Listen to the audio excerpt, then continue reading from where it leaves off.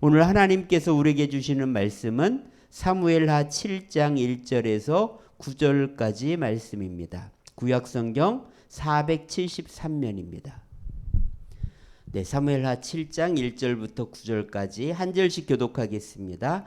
여호와께서 주위의 모든 원수를 무찌르사 왕으로 궁에 평안히 살게 하신 때 왕이 선지자 나단에게 이르되 볼지어다 나는 백향목 궁에 살거늘 하나님에게는 휘장 가운데 있도다. 나단이 왕께 아뢰되 여호와께서 왕과 함께 계시니 마음에 있는 모든 것을 행하소서 하니라. 그 밤에 여호와의 말씀이 나단에게 임하여 이르시되 가서 내 종 다윗에게 말하기를 여호와께서 이와 같이 말씀하시되 네가 나를 위하여 내가 살 집을 건축하겠느냐. 내가 이스라엘 자손을 애굽에서 인도하여 내던 날부터 오늘까지 집에 살지 아니하고 장막과 성막 안에서 다녔나니 이스라엘 자손과 더불어 다니는 모든 곳에서 내가 내 백성 이스라엘을 먹이라고 명령한 이스라엘 어느 지파들 가운데 하나에게 내가 말하기를 너희가 어찌하여 나를 위하여 백향목집을 건축하지 아니하였느냐고 말하였느냐.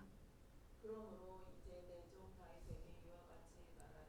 왕군의 여호와께서 이와 같이 말씀하시기를 내가 너를 목자 곧 양을 따르는 데에서 내려다가 내 백성 이스라엘의 주권자로 삼고 네, 같이 읽겠습니다. 내가 가는 모든 곳에서 내가 너와 함께 있어 내 모든 원수를 내 앞에서 멸하였은즉 땅에서 위대한 자들의 이름같이 내 이름을 위대하게 만들어 주리라. 아멘. 하나님께서는 다윗에게 내 이름을 위대하게 만들어 주리라고 말씀하셨습니다. 오늘 어떻게 하면 우리의 삶이 위대해질 수 있는지 함께 살펴봤으면 좋겠습니다. 2022년 한국 종교 인구를 살펴보면은 개신교가 전체 20%, 그 다음에 불교가 17%, 천주교가 11%로 나타납니다. 그리고 종교 없다고 한 사람들이 무려 51%가 됩니다. 점점 그 매년 보면은 종교가 없다고 하는 사람들이 계속 증가하고 있는 것을 볼 수가 있죠. 그래서 2004년도에는 47%였다가 2014년도에는 50%, 2021년에는 60%로 무종교라고 하는 사람들이 증가하고 있습니다. 또 반면에 기독교인들의 숫자는 줄고 있는 것을 볼 수가 있어요. 그래서 한국 기독교 6개 교단 교인 수를 살펴보면 10년 전에 비해서 무려 21.2%나 감소한 것을 볼 수가 있습니다. 이렇게 한국 교회는 줄고 있지만 세계 기독교 인구는요, 인구 증가율보다 2배로 성장하고 있다는 거예요. 아프리카나 남미, 아시아 지역의 교회들이 지금 엄청난 성장을 경험하고 있습니다.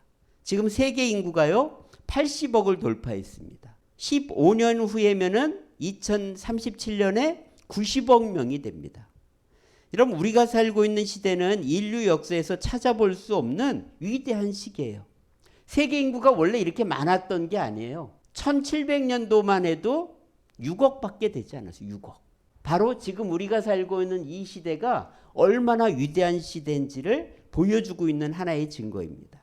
지금 우리가 살고 있는 시대는 인류 역사에서 찾아볼 수 없는 위대한 시기입니다. 특별히 예수님을 믿는 우리에게 있어서 지금은 더 위대한 시기예요. 우리가 잘 아는 것처럼 예수님의 탄생을 기준으로 해서 BC와 AD로 나눕니다. 예수님의 역사의 규진이라는 거죠. 그런데 더 놀라운 사실은 뭐냐면은 바로 2033년이 예수님께서 십자가에 죽으시고 부활하시고 승천하시고 이 세상에 교회가 탄생한 지 정확히 2000년이 되는 해가 되는 거예요. 2023년. 그러니까 지금부터 몇 년이 남았어요? 10년이 남은 거예요. 여러분, 오늘 우리는요, 이런 엄청난 시대에 살고 있다는 것을 축복으로 기억해야 됩니다. 살고 있는 게 중요한 것이 아니라 살고 있다면 위대한 사명을 감당해야 되겠죠. 어떻게 하면은 위대한 삶을 살 수 있는지 오늘 말씀을 통해서 같이 한번 살펴보겠습니다. 이 다윗은요, 사무엘 선지자에게 15살 때쯤에 이스라엘의 두 번째 왕이 될 것이라고 기름 부음을 받습니다. 그리고는 이제 왕궁에서 사울왕이 정신적으로 불안하자 수금을 타는 연주자로 왕궁에 들어가게 돼요. 어느 날 아버지 심부름을 갔다가 이 골리앗 장군이 하는 말을 듣고 내가 이 골리앗과 싸워 이기겠습니다 하고 자원을 하게 되죠. 말도 안 되는 싸움이었지만 하나님을 믿고 나가서 물맷돌을 딱 던졌는데 이마에 맞으면서 한 방에 넘어갑니다. 그리고 골리앗을 죽이고 이 사건을 계기로 해서 다윗은 군대 장관이 되고 또 왕의 사위까지 되게 됩니다. 자, 이렇게 잘 나가고 있는데 갑자기 왕이 어느 날 이 다윗을 보니까 자기를 이어서 두 번째 왕이 될 사람처럼 보이는 거예요. 그래서 그때부터는 이 왕이 이 다윗을 죽이려고 작정하기 시작합니다. 그래서 다윗은 계속 쫓겨다니는 거예요. 무려 10년 동안 14군데를 쫓겨다니면서 죽음의 위기를 계속 피해갑니다. 한마디로 고난의 세월을 보냈죠. 여러분, 우리가 살면서 왜 나에게 이런 일이 생길까 하는 고난의 일들이 많이 생깁니다.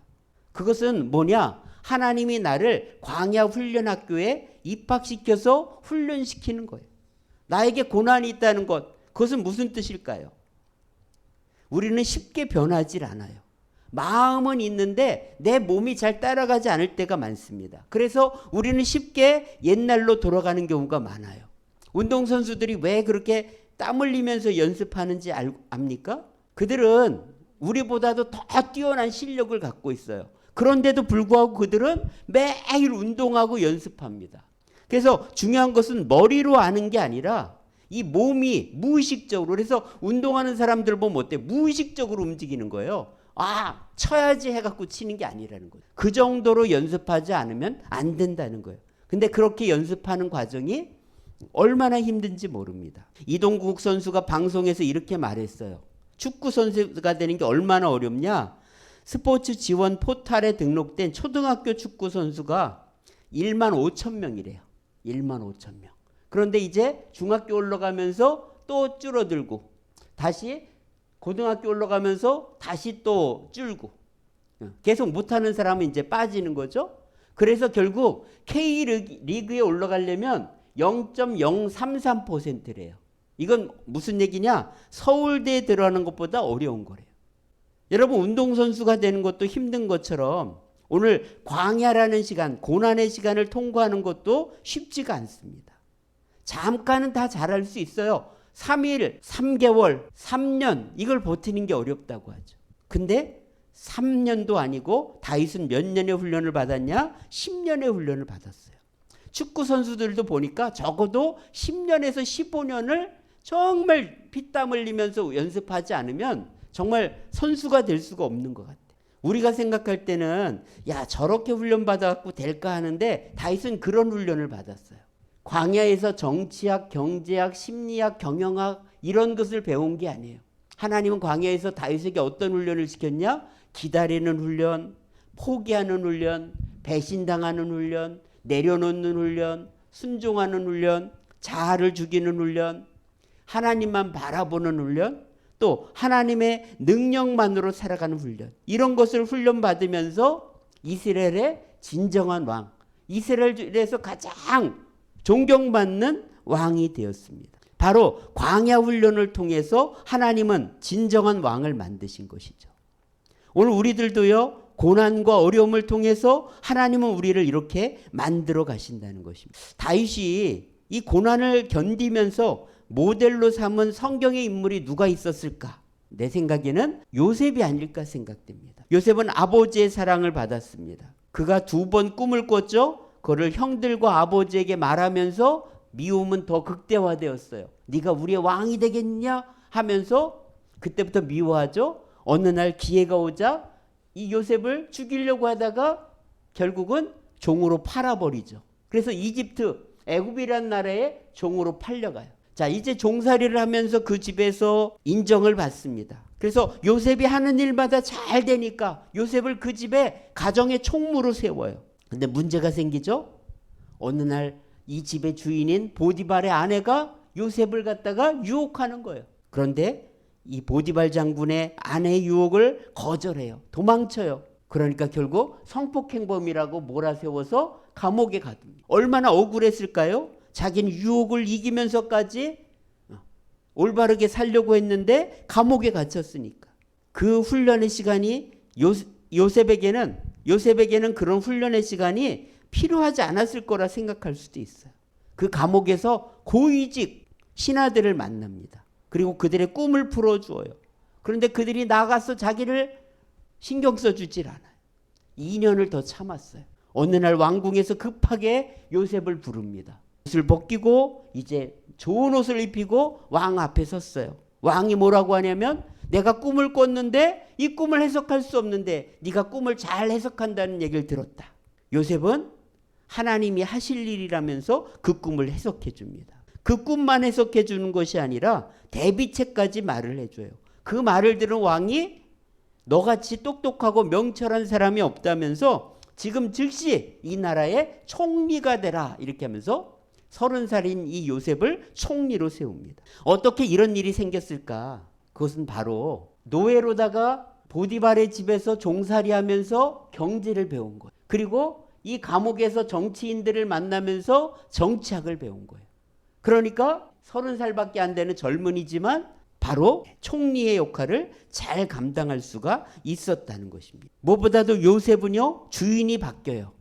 처음에 꿈을 꿨을 때는 내가 꿈을 꿨다면서 내가 이래요. 나중에 보면은 꿈 얘기를 할 때 보면은 내가 해석을 해주겠습니다 이렇게 말하는 게 아니고 하나님이 나에게 지혜를 주셔서 내가 풀 수가 있는 겁니다. 이건 하나님이 하시는 겁니다.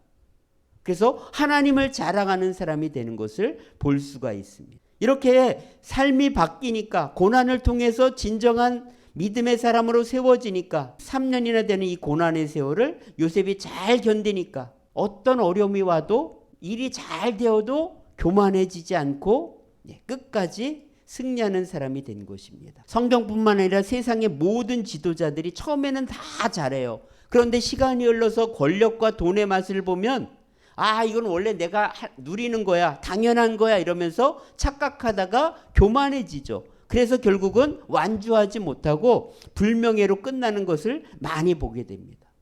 왜 그래요? 이런 훈련의 시간이 없었기 때문에 교만이 쉽게 찾아오는 거예요. 다윗은 바로 이 10년의 세월을 잘 견디면서 훈련학교를 잘 마쳤습니다. 그러니까 결국은 얼마든지 이 사울왕을 죽이고 왕이 될 수 있는 기회가 2번이나 찾아왔는데도 불구하고 하나님께 맡겨요. 다윗이 30살이 되었을 때 하나님이 알아서 이 사울왕과 그 아들들을 전쟁터에서 죽게 합니다. 그리고는 이제 다윗이 왕이 돼요. 그런데 이스라엘 전체 왕이 아니라 유다라는 지파의 그냥 족장 같은 게 된 거죠. 7년 6개월 동안은 유다 왕이 되었는데 이제 그리고 나서 이제 이스라엘 전체의 왕이 된 시간은 이제 33년 6개월. 그래서 40년 동안 이스라엘의 왕으로 다스리는 것을 볼 수가 있습니다. 자, 이 다윗 왕이 정말 축복을 누리는 왕이 된 비결, 위대해지는 비결이 뭔가? 오늘 성경 말씀에 보면 2가지로 찾아볼 수가 있습니다. 자, 한번 사무엘하 5장 10절 같이 읽어보겠습니다. 만군의 하나님 여호와께서 함께 계시니 다윗이 점점 강성하여지니라. 하나님께서 우리와 함께 하십니다. 여호와 하나님께서 함께 하셨다는 거예요. 여호와께서 함께 하신다는 게 과연 무슨 뜻일까? 5장의 뒷부분에 보면은요, 자주 나오는 표현인데 그게 뭐냐? 다윗이 여호와께 여쭈었다는 거예요. 무슨 얘기예요? 하나님께 자꾸 물어봤다는 거예요. 하나님 이거 어떻게 하면 좋아요? 내가 이거 어떻게 할까요? 이거 할까요 말까요? 내 생각을 갖고 하는 것이 아니라 하나님께 물어봤다는 거예요. 보통 기도할 때 하나님 이거 주세요. 내가 원하는 대로 하는 게 기도처럼 생각하는데 그게 아니에요. 진짜 기도는 하나님께 물어보는 거예요. 하나님 이거 어떻게 할까요? 하나님 이거 도와주세요. 이거 할 때 지혜를 주세요. 그래서 하나님을 내가 원하는 대로 따라오라고 하는 게 아니고 내가 하나님을 따라가는 것, 이것이 바로 하나님과 함께 하는 것이라는 거죠. 한번 따라해볼까요? 하나님 어떻게 할까요? 하나님 지혜를 주세요. 이렇게 하나님께 자꾸 물어보는 거예요. 그럴 때 우리는 하나님 뜻대로 행하게 되고 바로 다윗을 강성하게 해주신 것처럼 오늘 우리의 삶을 강성하게 하시고 잘 되게 해주십니다. 자, 2번째 비결은 하나님의 집을 짓는 것입니다. 자, 7장 2절 읽어보겠습니다. 왕이 선지자 나단에게 이르되 볼지어다 나는 백향목 궁에 살거늘 하나님에게는 휘장 가운데 있도다. 어느 날 보니까 자기는 궁궐에서 좋은 궁궐에서 살고 있는데 하나님을 모신 곳은 그냥 천막으로 있는 거예요. 천막. 그것을 보고 안타까워서 하나님 내가 하나님의 집을 좋게 아름답게 짓겠습니다. 이렇게 말하는 장면이. 그랬더니 하나님이 너무 기뻐갖고 사무엘하 7장 오늘 말씀에 보면은 다윗 언약이라는 언약을 주십니다. 모세와 언약을 맺은 지 무려 400년 만에 주시는 언약이에요. 다윗과 왜 언약을 맺었을까요? 바로 하나님의 집을 생각하고 하나님을 먼저 생각하는 이 다윗의 마음에 감동을 받으신 것입니다. 자, 그 말을 들은 나단 선지자는 그럼 왕의 뜻대로 정말 하나님의 성전을 지읍시다 그렇게 말을 했어요. 그런데 그날 밤에 나단 선지자에게 하나님이 말씀하셨어요. 네가 나를 위해서 집을 짓겠느냐?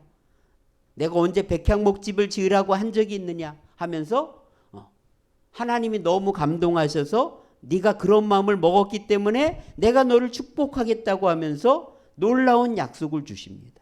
이렇게 다윗이 하나님을 생각하니까 하나님이 다윗을 갖다가 크게 쓰신 거예요.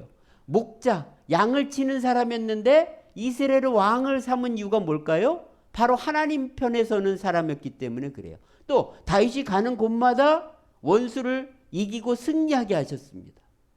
그 이유는 뭐냐? 바로 하나님 편에 늘 섰기 때문이라는 거예요. 그런데 하나님의 집을 짓겠다는 말을 듣자 하나님은 너를 위대한 자들의 이름같이 내 이름을 위대하게 만들어 주겠다고 이렇게 약속하신 것입니다. 자, 어떻게 약속하셨냐면 자, 9절에 보면은 내 이름을 위대하게 하리라 약속하셨고요. 11절에 보면은 모든 원수에게서 너를 편하게 쉬게 해 주겠다. 그렇게 말합니다. 그리고 12절에 보면 내가 너를 위해서 집을 지어 주겠다. 내가 너를 위해서 집을 짓겠다. 무슨 얘기냐면 너의 자손 대대로 내가 끝까지 책임져 주겠다. 그리고 너의 나라를 견고하게 세워주겠다. 심지어 너의 아들이 만약에 잘못을 해도 내가 징계는 하겠지만 때리겠지만 그러나 왕의 자리를 빼앗지는 않을 거다. 16절에 보면 내 집과 내 나라가 영원히 보존되게 할 것이다. 여기서 이것은 무엇을 의미하냐면 바로 예수님의 다윗의 후손인 예수님을 통해서 온 세상에 하나님 나라가 확장될 것을 예언하는 말씀입니다. 자, 이렇게 다윗이 짓겠다고 말한 하나님의 집은 무엇일까? 오늘날로 말하면 교회예요. 그리고 하나님 편에 서는 거예요. 하나님이 좋아하시고 기뻐하시는 것을 생각하는 것입니다. 저는 저 마석에 있는 화도교회라는 곳에서 처음으로 교육전도사를 했는데요. 그때 갔더니 중고등부 부장 선생님이 있는데 이런 하우스집에 살고 있는 거예요. 왜 하우스집에 살고 있나 했더니 그 교회를 지면서 자기 집을 팔아서 하나님께 바쳤어요. 그리고 자기는 하우스 짓고 여기서 사는 거예요. 가끔 교회 일이 늦어지면 장로님 집에 가서 잠을 자곤 했습니다. 당시로서는 야, 이렇게 정말 대단한데 그렇게 일이 잘 되는 것 같진 않았어요. 그러나 20년이 흘러서 보니까 정말 자녀들이 잘 되고 하나님이 큰 축복을 주신 것을 알게 됩니다.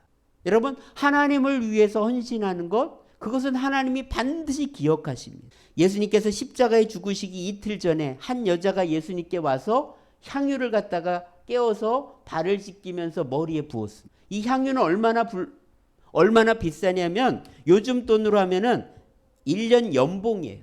1년 연봉. 한 3천만 원 정도로 생각하면 돼요. 이 3천만 원짜리 향유병을 갖다가 깨트린 거예요. 사람들이 낭비하는 거다. 왜 허비하냐고 막 얘기를 했습니다. 그때 예수님은 엄청난 축복의 말씀을 하시죠. 내 장례를 미리 준비한 거다. 예수님은 이틀 후에 죽으셔요. 예수님은 그것을 미리 얘기하시면서 내 장례를 준비한 것이다. 그리고는 이렇게 칭찬하시죠. 온 천하에 어디서든지 복음이 전파되는 곳에서는 이 여자가 행한 일을 다 말하게 될 것이다. 그래서 2000년 동안 이 여자 이야기는 교회마다 전해지고 있습니다. 여러분, 나를 위해서 잘 먹고 잘 사는 건 다 똥이 돼서 사라집니다. 나를 위해서 사는 건 다 그렇게 돼요. 그러나 하나님을 기쁘시게 하고 우리가 이웃을 위해서 나누어 주면서 사는 이 모든 것은 정말 영원히 기억될 것이고 또 하나님께서도 칭찬하신다는 것입니다. 뿐만 아니라 하나님을 경외하고 정말 하나님을 존중히 여기는 자는 천국의 기념책에 다 기록하신다고 말라기 3장 16절에서 말씀하고 있습니다. 여러분, 아까도 제가 서두에서 말한 것처럼 예수님께서 죽으시고 부활하고 교회를 세운 지 2000년이 되는 해가 이제 10년 남았습니다. 우리도 이 10년 동안 한번 좀 더 힘있게 아름답게 살아봤으면 좋겠어요.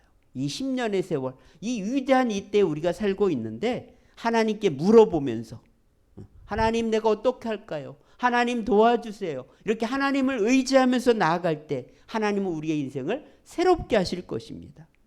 또 더 나아가서 나를 위해서 사는 것보다 교회를 생각하고 하나님의 나라를 생각하면서 산다면 하나님은 감동받으시고 우리를 더 온전히 붙들어 주실 줄 믿습니다. 그래서 위대한 시대에 내가 살고 있다는 것, 이것에 그냥 만족하지 말고 우리 모두가 하나님 뜻대로 순종하며 살아감으로 말미암아 위대하게 쓰임받는 복된 삶이 될 수 있기를 원합니다.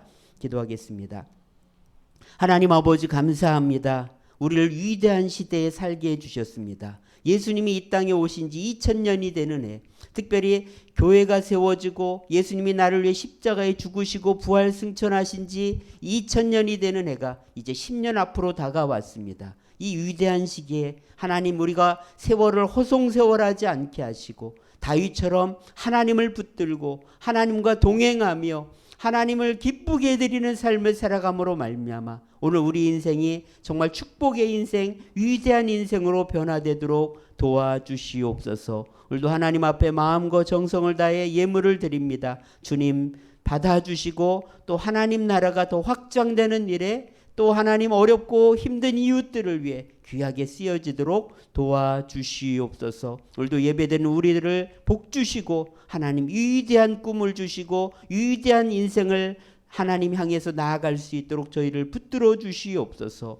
우리 구주 예수님의 은혜와 아버지 하나님의 크신 사랑과 성령의 충만인도 함께 하심이 위대한 시대에 위대한 인생을 살기로 소망하는 우리 모두에게 이제로부터 영원까지 함께 하시기를 간절히 축원하옵나이다. 아멘.